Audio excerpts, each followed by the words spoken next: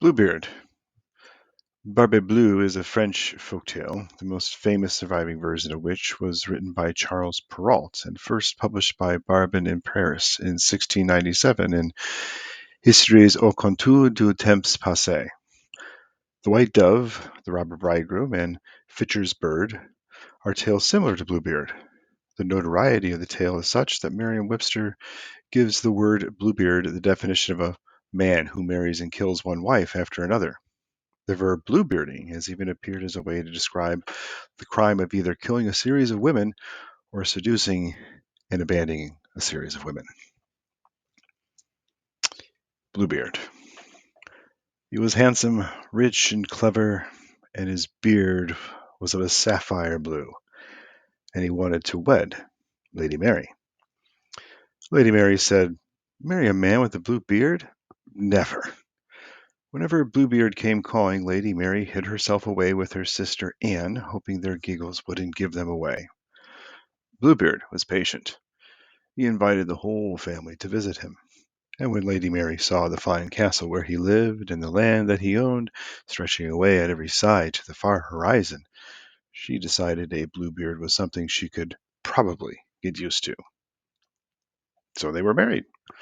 Soon afterwards, Bluebeard had to travel away on the king's business. He gave Lady Mary his keys, saying, "My home is your home. Go into any room you wish, except for the one at the end of the great hall." Then off he went. Sister Anne came to keep Lady Mary company, and together they roamed all over the castle, upstairs and down, from the attic to the cellar, admiring the furniture, the pictures, the tapestries, and the view from every window. "Sister Anne," Lady Mary cried, "I can see the far sea stretching away to the horizon." "Lady Mary," Sister Anne called, "I can see a great forest stretching out to the horizon. I can't even see our home from here." But every time Lady Mary passed the door of the room at the end of the great hall, it seemed to be whispering to her, "Open me, open me. Bluebeard will never know." It was easy to see which key fitted the lock. It was the smallest one of all. Surely her husband would never know if she took just one quick peep inside.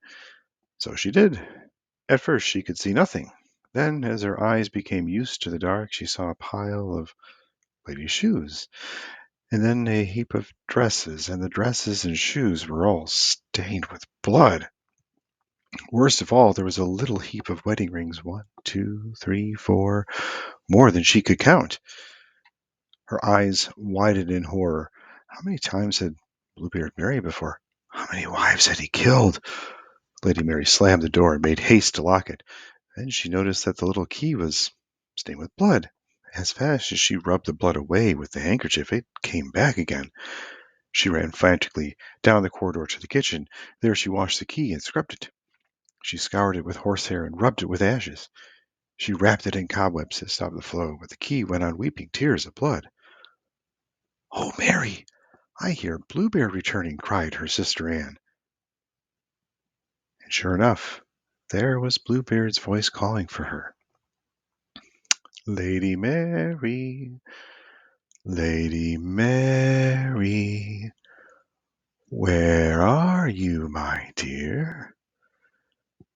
In a panic, Lady Mary ran upstairs to change her blood-stained dress and hide the little key on the very top shelf of her wardrobe. It was so very small. Perhaps he wouldn't notice for a while that it was missing. But he did. Bluebeard took one look at the great bunch of keys when she handed them back to him, felt the weight of it, and said, "You have been where you had no right to be. You have seen things you were not supposed to see." Poor Lady Mary, pale as death and trembling like a leaf from head to toe, tried to tell him it wasn't so. The key was so small that I must have dropped it somewhere. "I must have lost it," Lady Mary said. "It must have fallen off when I wasn't paying attention." "Then we must find it," said Bluebeard. without delay. He flung open the door of her wardrobe, and there were all her fine dresses, drenched in blood from the little key, dripping from the shelf above. Good, said Bluebeard. Now we have found it. You can join the rest of my wives. He seized her by the hair and drew his sword. Please, she begged, give me a little while to say my prayers before I die. In an hour, no more. In an hour, she knew her brothers would be there to fetch home her sister Anne. An hour? No. Half an hour, then a quarter. I'll give you one half of 1/4 of an hour. As soon as she was left alone, Lady Mary called out softly to her sister, who was watching from the tower for their brothers to arrive. Sister Anne, what can you see? Sister Anne only answered, only the sun and the green grass and the dusty road. The minutes ticked by, but every time Lady Mary called out, the answer was always the same. Only the sun and the green grass and the dusty road. Now she could hear her husband climbing the stairs. Thump, thump, thump, thump. Sister Anne, what can you see? Only the sun and the green grass and a great cloud of dust in the distance. Is it our brothers? Lady Mary asked. No, just a flock of sheep. Now Lady Mary could hear Bluebeard's footsteps coming along the passage. Thump, thump, thump, thump. Sister Anne, what can you see? I see the sun and the green grass and a small cloud of dust in the distance.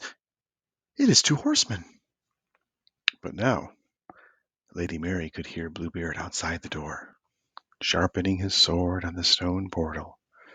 Shh, shh, shh, shh. Is it our brothers? Lady Mary asked. Yes, it is, and galloping fast.